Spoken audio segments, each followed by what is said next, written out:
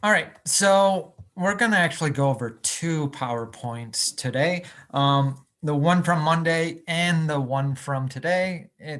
But we should get through most of it, if not all of it today. So let's go.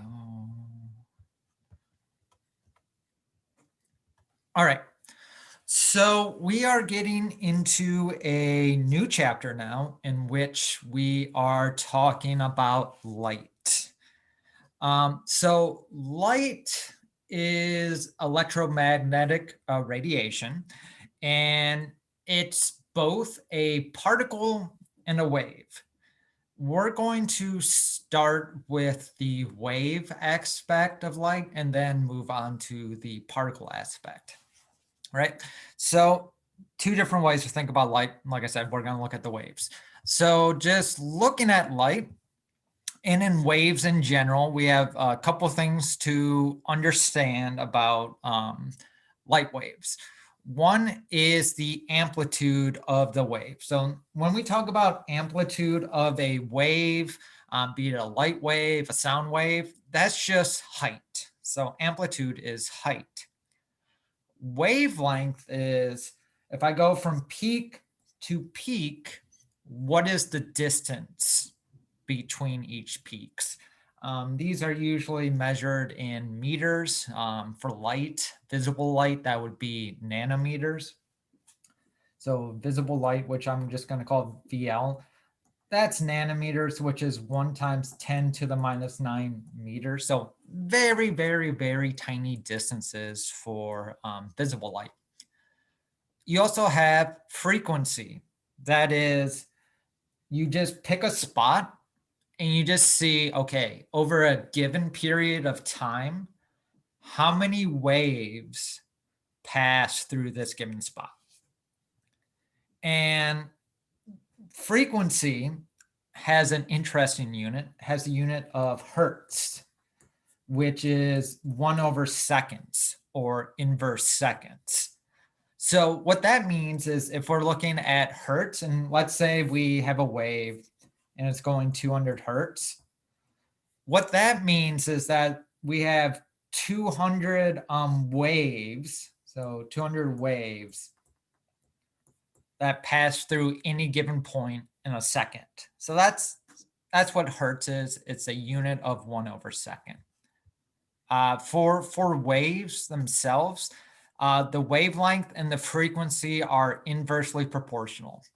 What that means is if you have higher wavelength, you have lower frequency, which makes sense, right? Because if the waves are spaced further apart, they're not going to pass through a single point that fast.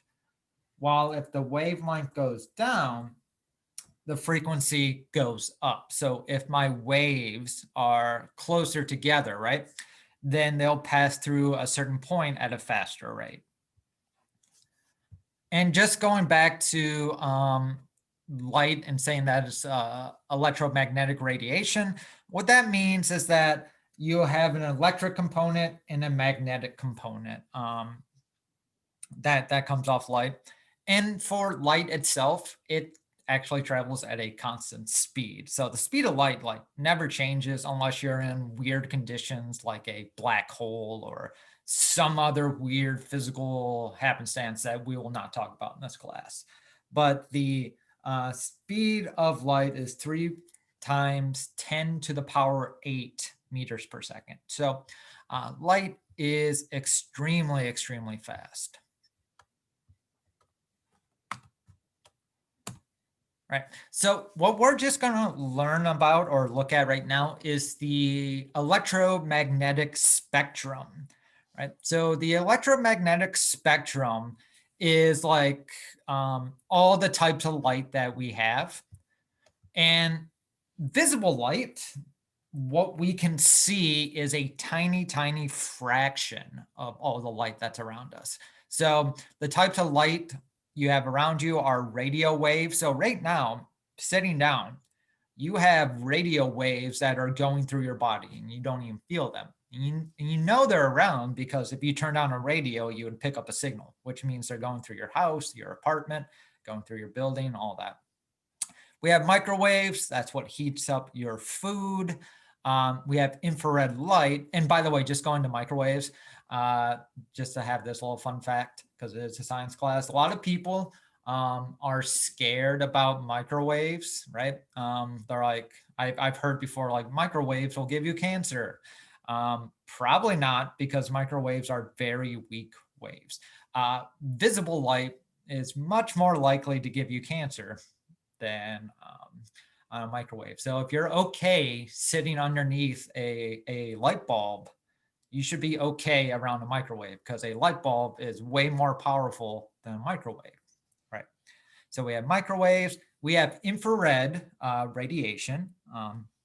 That's heat, right? So if you ever seen like on TV, people wearing those infrared goggles, they're seeing heat patterns. So heat has less energy than visible light. Then we come to visible light, then UV radiation. Okay, UV, ultraviolet light, that's where we are starting to get into light that will hurt us. UV light is what gives you sunburns. So UV light has enough energy to start breaking down your cells and start manipulating your DNA. Those of you who take biochemistry will actually talk about this a little bit, but what UV radiation does is that it kind of just connects your DNA in ways that it's not supposed to connect to, and that can cause cancer. So make sure you wear your sunscreen. X-rays, very dangerous. That will just rip through all your proteins, all your DNA.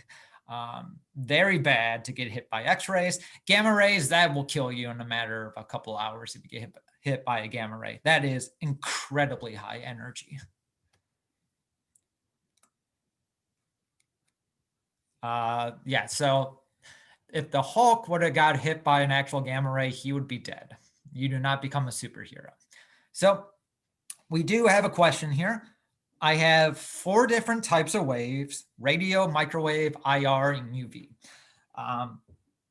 Please list those in order of increasing wavelength, and please list those in order of increasing energy. So I'll give people like a minute or two to work on that.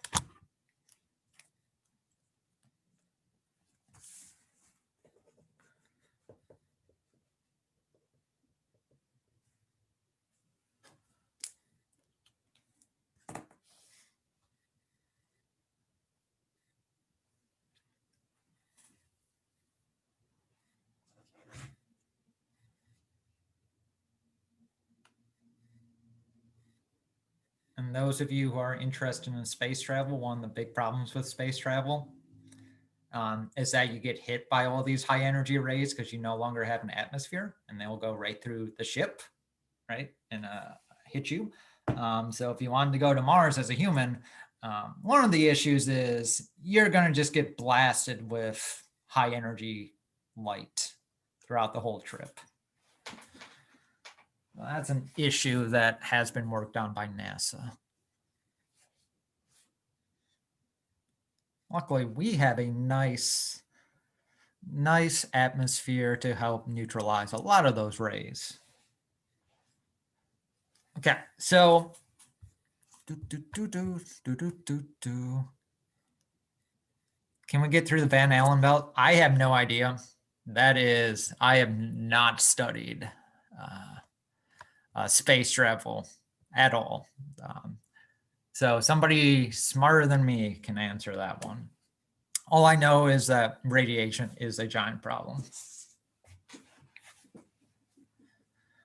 All right, so let's look at electromagnetic radiation in order of increasing wavelength from low to high. So the lowest wavelength, that is the waves that are shorter together, are ultraviolet. So it actually goes D, then C, then B, then A.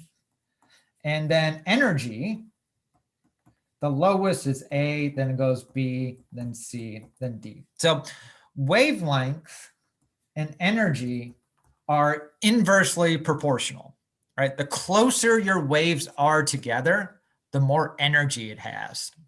Because it's, think about it like every time the top of a wave hits you, that's it delivering its payload. That's it delivering its energy. So if the waves are very close together, it's getting hit with that energy over and over and over again. While if the waves are very far apart, you're getting hit with this energy. So that's why wavelength and energy are inversely proportional. You can just imagine it, how many times you're getting hit with a wave. Any questions about the electromagnetic spectrum?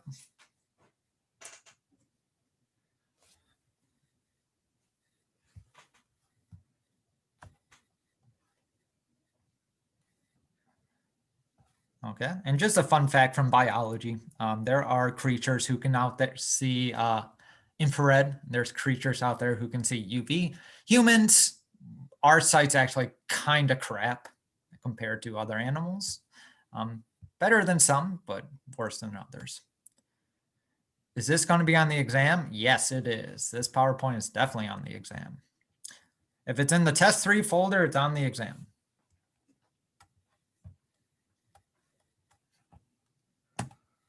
All right, question 2. So we have an equation here that will connect frequency, which is that V. It's not actually a V, it's the German, or not German, it's the Greek, I believe, nu. But it's frequency equals speed of light divided by wavelength. So this is how we can connect frequency and wavelength. So we're going to do some calculations here. So let's say that I'll do A for us. I want the wavelength or frequency for each of the following. So I have 100.2 megahertz, which is FM radio. What is the wavelength? All right, so to use this equation, you need to either be in hertz or meters. This equation only works if you're in hertz or meters. So megahertz, if we remember all the way back from like week 1 or 2, we talked about mega. Mega is 1 times 10 to the 6. So to convert megahertz into hertz,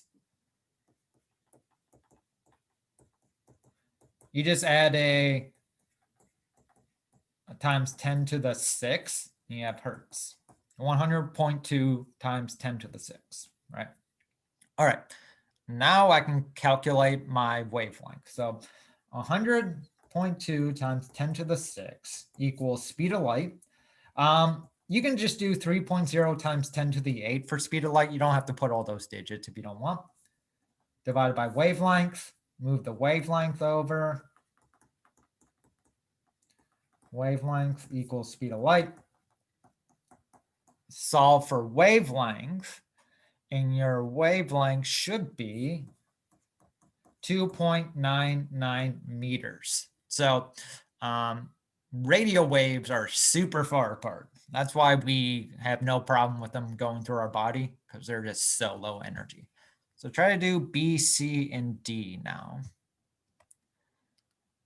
How often do you get hit with radio waves? You are getting hit with them constantly. If you can turn on your radio and get a signal, radio waves are going through your body.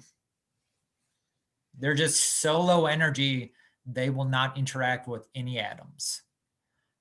Same with microwaves. Like, that's why I said microwaves don't give you cancer, because they aren't strong enough to break bonds. The way a microwave works, the reason why it heats up your food is that it has enough energy to spin a water molecule, right? It doesn't break any bonds, it just spins water molecules. So spinning of water molecules causes friction. Friction causes heat. If you put something in the microwave that doesn't have any water, it won't heat up. Or if you put tinfoil on there, it will do something else. That's no good. But yeah, try putting food in there with 0 water. That food's not going to heat up.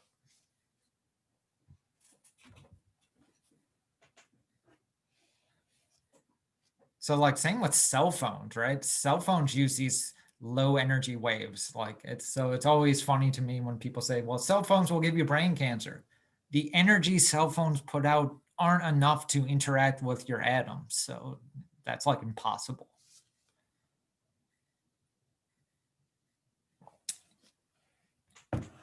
Don't be fooled by pseudoscience.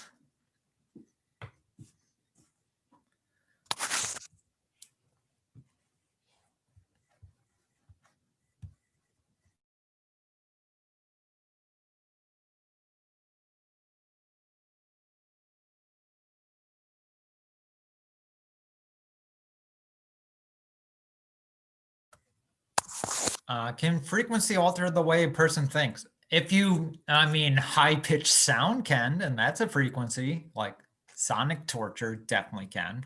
But if you mean like control people's minds, I doubt it. One, I don't really understand how thoughts even work. I know it's your neurons firing, but how that translates into thought, that's beyond me. But I do not think you can shoot a wave at a person and control their mind if you're asking something like that.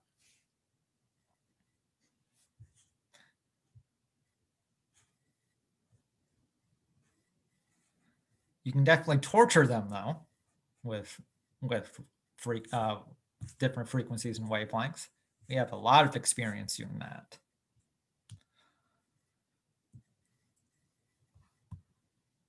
"5G towers are one of the biggest myths in the world, right?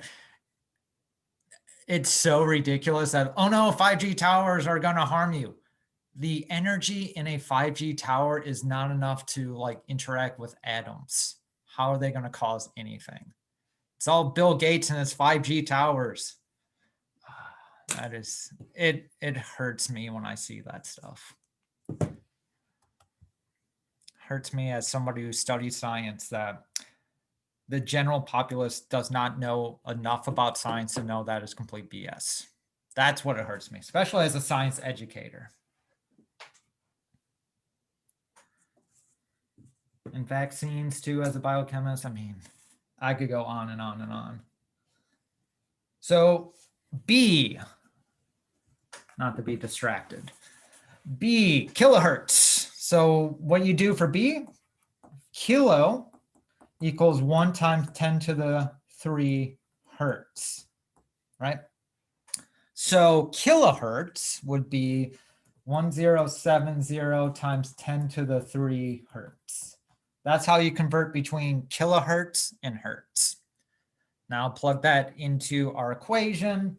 Velocity, not velocity, frequency equals speed of light, wavelength. So for wavelength again, that should be 27 meters.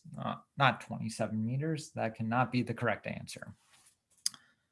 Let me recalculate that really quick, because I wrote down the wrong thing apparently. So 1070 times 10 to the power 3 multiplied or divided by speed of light.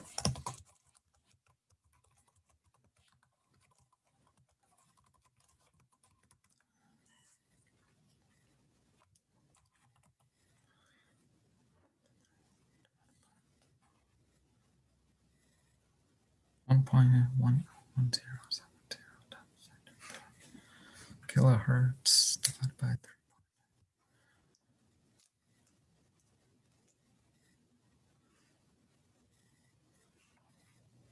Oh, that's what I did wrong. Okay. Sorry, bear with me, folks. That's why I always do my calculations before I start.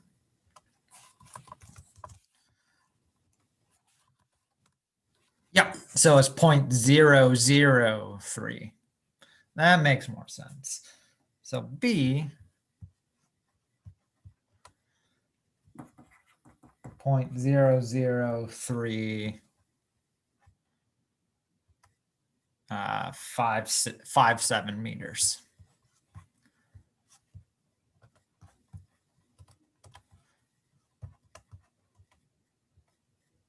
Whoa, what happened there? Okay, my computer is not cooperating today. 5.7. So C, we're just doing like the opposites here, where, and C and D are way easier, where you just put the speed of light and you divide it by your wavelength. And so nanometers, the way you go from nanometers to meters is you just put 8 times 10 to the minus 9 right there. So my frequency for C is 4.74 times 10 to the 14th hertz. For D, it would be frequency equals speed of light divided by 0.052 times 10 to the minus 9. D is 5.8 times 10 to the 18th hertz.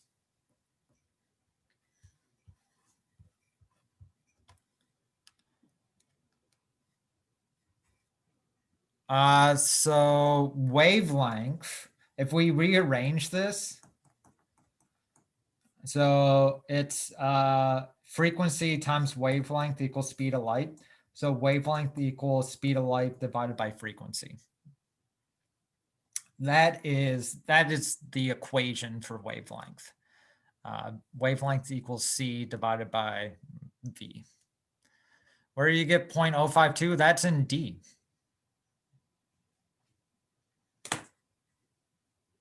I was solving for D on that one.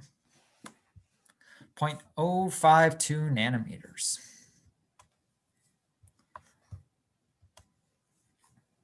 All right, any questions for using this equation?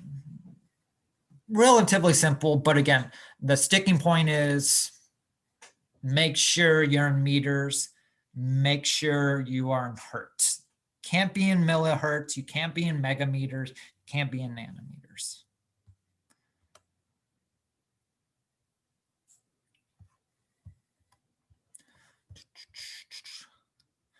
Where did times 10 to the minus 9 for D come from? I'm converting nanometers to meters. Anytime you see a nanometer and you want to convert to meters, all you have to do to your number is put times 10 to the minus 9 behind it. So 0.052 nanometers equals 0.052 times 10 to the minus 9 meters. That's where it's coming from. So in C and D, I just did the conversion super quick.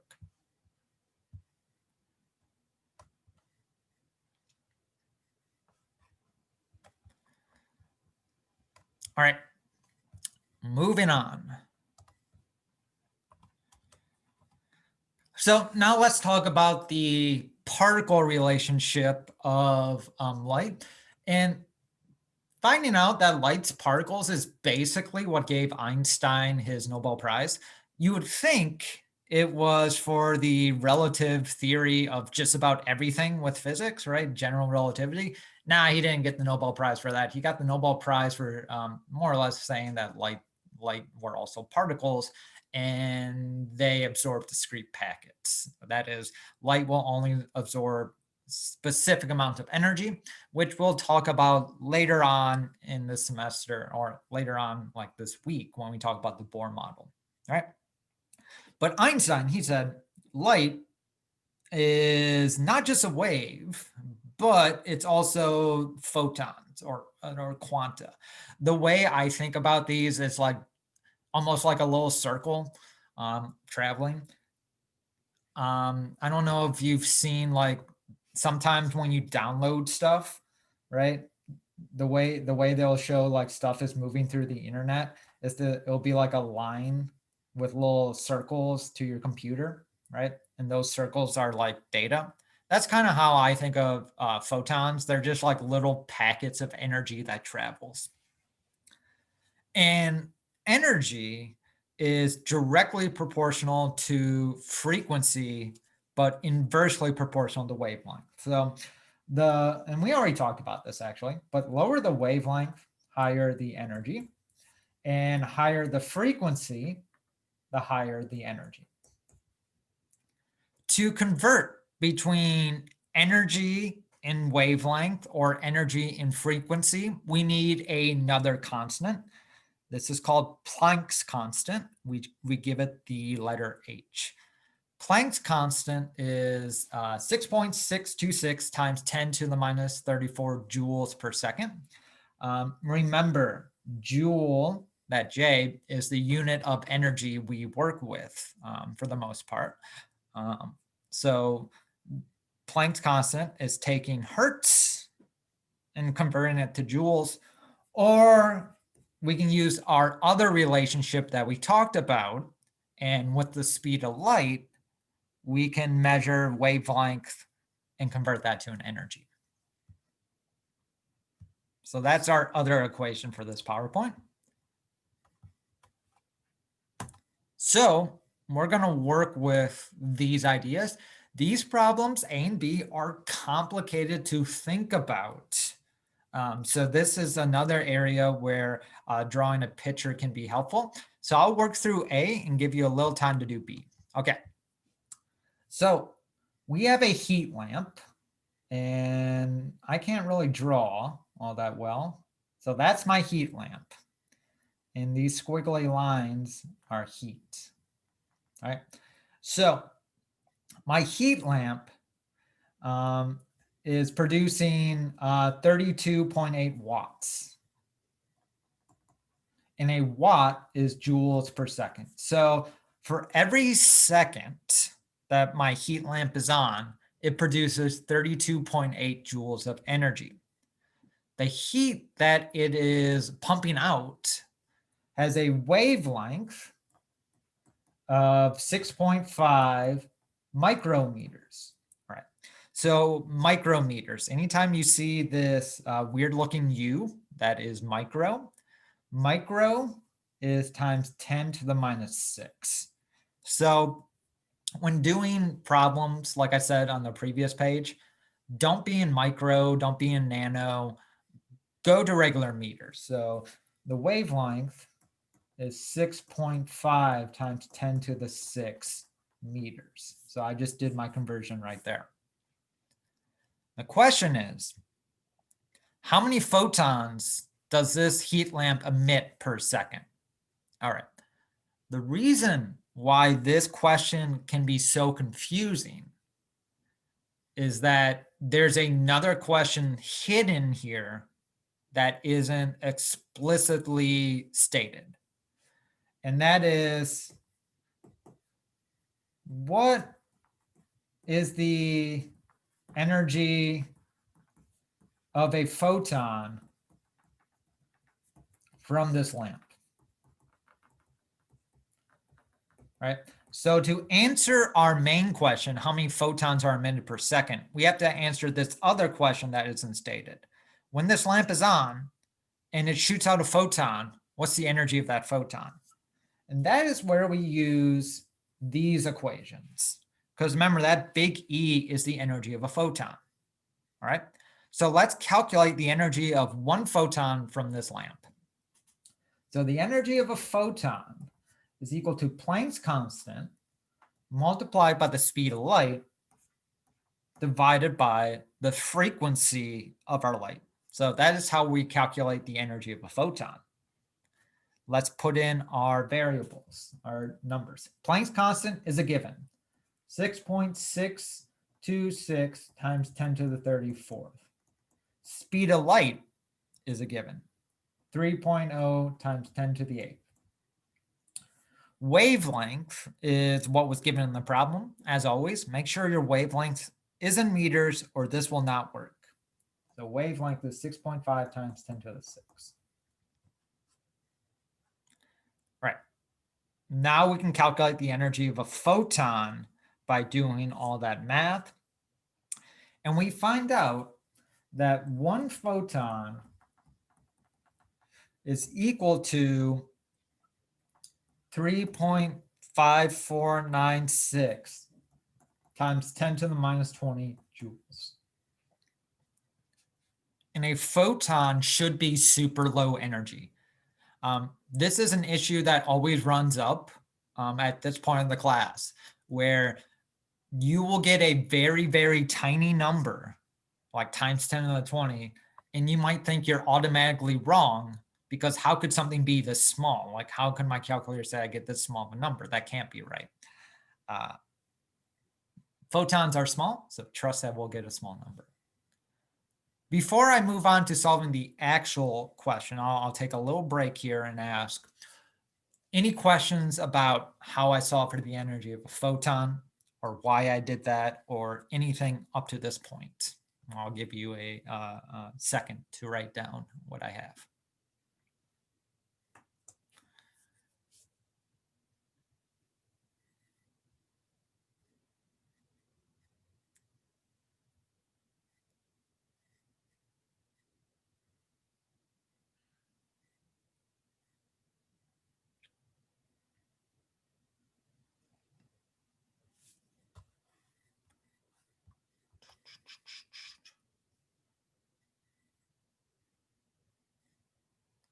Minus sign. I don't think there's a minus sign in this equation. It's E equals HC divided by lambda. The only minus sign is times 10 to the minus 34. Where did you get H in L? H is Planck's constant. So that's a constant that's given on the bottom of the page. L, which I think you mean is lambda for wavelength. That is given in the problem. So that's 6.5 micrometers, or 6.5 times 10 to the minus 6. Do you need to find the energy of a photon before you solve the actual problem? Yes, you cannot solve this problem if you don't know what the energy of a photon is.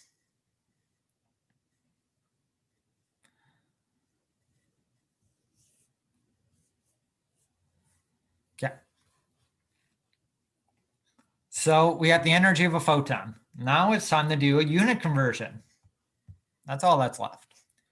Our unit conversion is 1 photon. So before I do this, actually, let me just take a step back.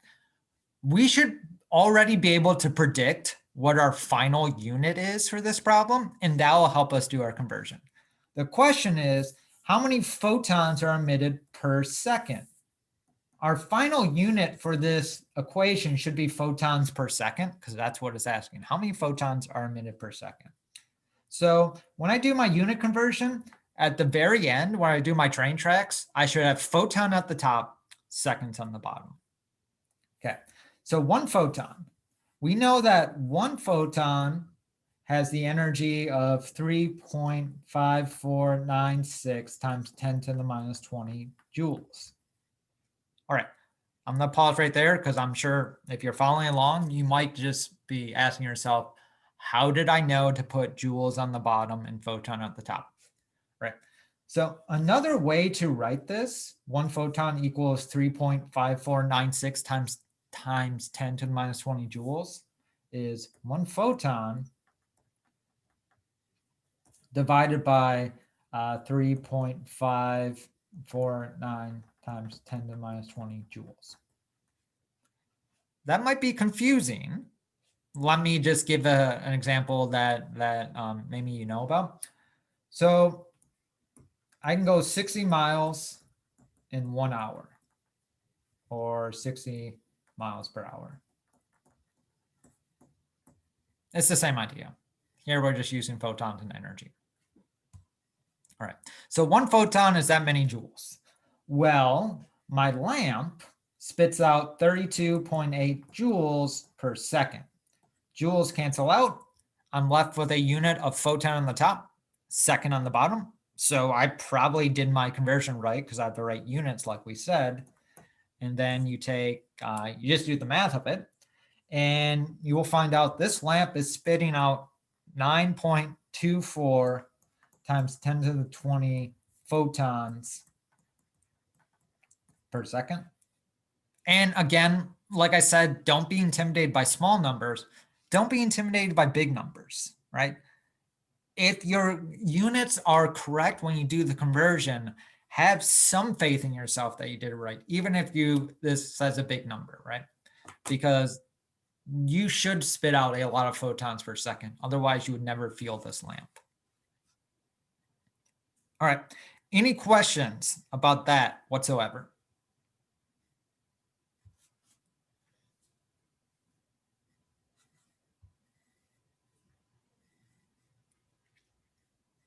if not, go on to B, in which we have a laser, wavelength 532 nanometers, that is spitting out 3.85 millijoules of energy. Tell me how many photons are shot per laser.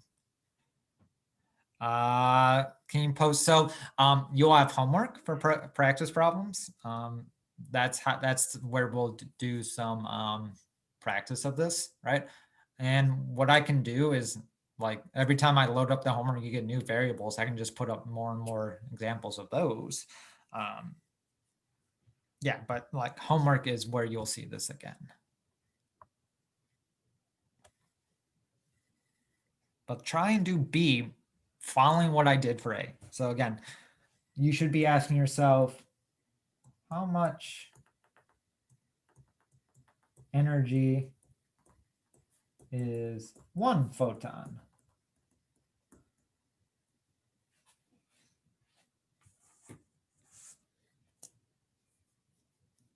Okay.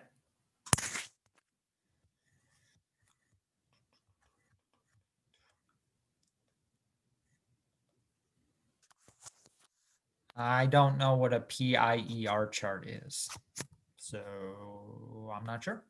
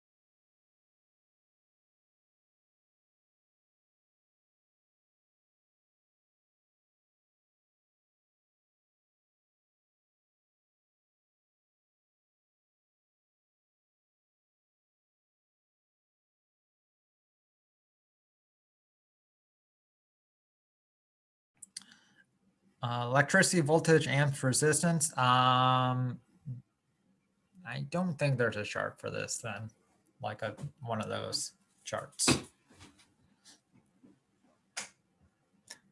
I'm sure you could convert it into like voltage, amps, all that stuff.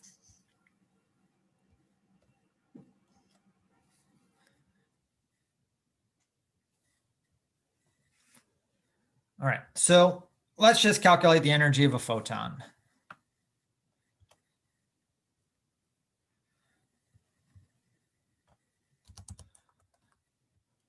So we are given a wavelength again. So I'm going to convert that into meters because we don't want to work with nanometers.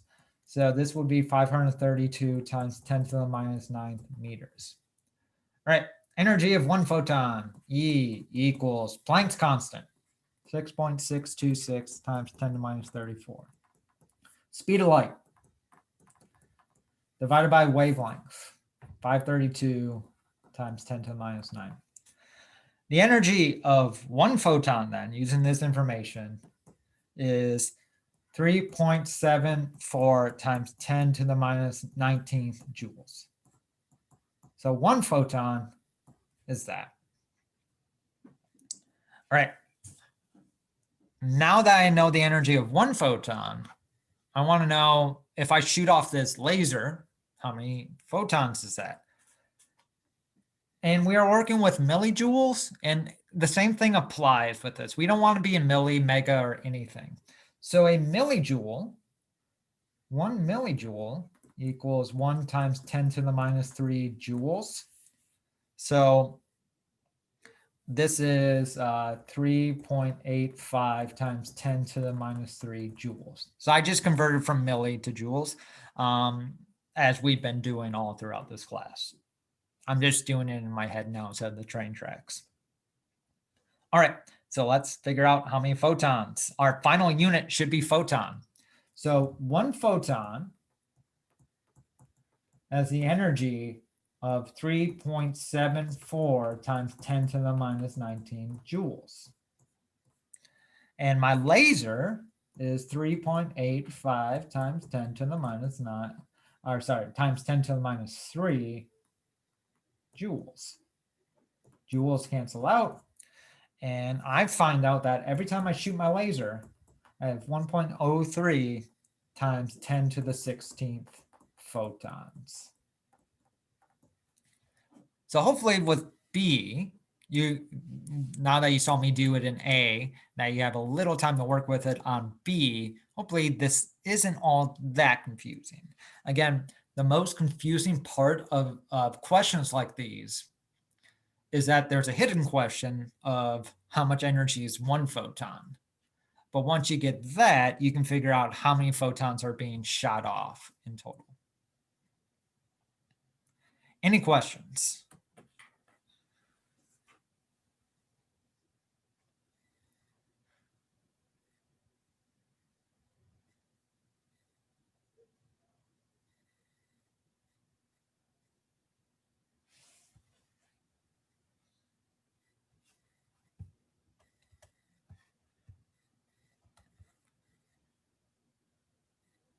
If not, we will move on to our next PowerPoint. We actually might not get through it today, but it is super short, so that's not that big of an issue. Okay. Discard, please.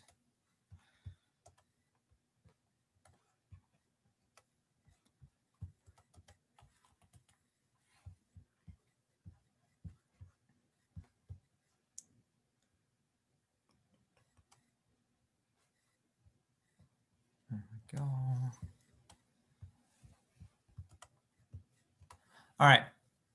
So now we're going to talk about light as it relates to atoms, because this is a chemistry class, and we're going to keep constantly going back to the idea of atoms and molecules. Now, gas molecules, when you hit them with electricity, what will happen is that they will shoot off light. And each type of gas will shoot off a different type of light. And I'm sure you might have seen this, maybe not in person, but maybe in pictures. Neon lights, right? Neon is a gas. You shoot electricity through neon, you get this cool energy that comes off. And what's happening is that you're exciting the electrons in that molecule. And then when they come down from their excited state, they release light energy. Now, when we see this light, we see it in multiple different colors, but with a prism, as being shown in this image, right, we can separate all the light that's coming out into their individual wavelengths. And what we see is that atoms will always shoot off the same wavelengths of light. For example, we have hydrogen here, and it's shooting off an orange, a blue, and a purple. And it's shooting off at very specific numbers, very specific wavelengths. And no matter what hydrogen sample you look at, you will always get these wavelengths back. These are constant. They don't change. The only thing that changes is if you have a different type of atom, they will shoot off different wavelengths of light. And what's interesting, and so on the bottom here, I know it's cut off. We have sodium, potassium, lithium, and barium are group 1 metals. And if you put your group 1 metals in fire, you'll get different colors out. This is actually one way to test what type of salt you have. You put your salt in a flame, you'll get different colors out. And what's interesting is that when these different colors that come out are the same colors that are absorbed by these molecules. So here in our images, we have mercury.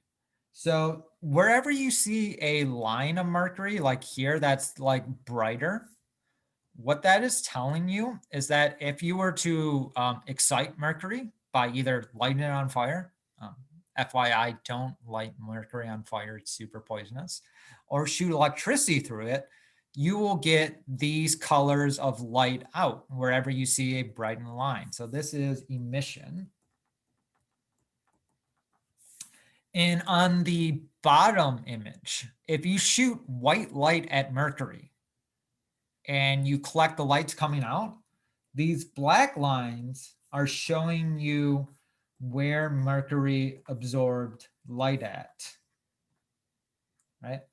So what this tells us is that the light that is being given off by an element when it's excited, it is the same wavelength of light that is absorbed by that molecule. So same wavelength, whether it is emission or absorption. So if I absorb energy, it's going to be the same wavelength of light when I let go of it into the world. So that's what this slide is telling us.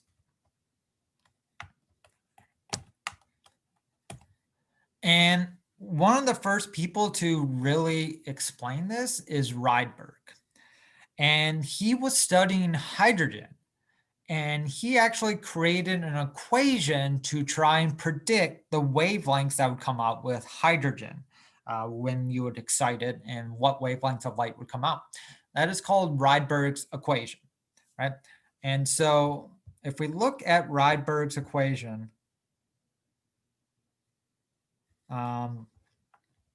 we have 1 divided by wavelength equals R, which is a constant, multiplied by 1 divided by initial energy level minus 1 divided by final energy level.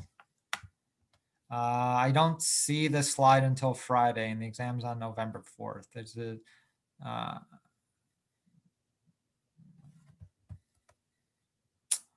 maybe we are off. It could be that I mislabeled my dates. So I'll double check that on Blackboard. Because remember, we moved everything like down like a couple days. So maybe I mislabeled a folder. That is very possible. I'll check after class is done. But this is Rydberg's equation to try and predict how light is given off. Now, Rydberg lived, what is it now, 160 years ago when he was born, 170 years ago. So they didn't know what an atom looked like. They had no idea about anything about an atom, really. So Rydberg's equation doesn't tell us why an atom will behave like this. It only explains what the results will be. And on Friday now, because we are out of time, we will use this equation. It's super easy to use. And then we'll move on continuing to talk about light. But yeah, we're not going to get into a question right now. Save that. And I will double check the folders. It's very possible I made some kind of mistake. But outside of that, any questions about what we went over today?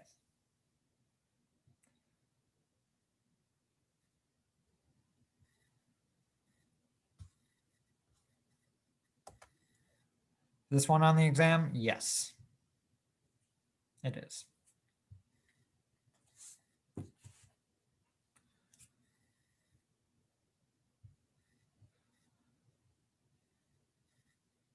All right, if there's no questions then, I will put up a homework so you can get more practice on what we went over. And I will see people on Friday.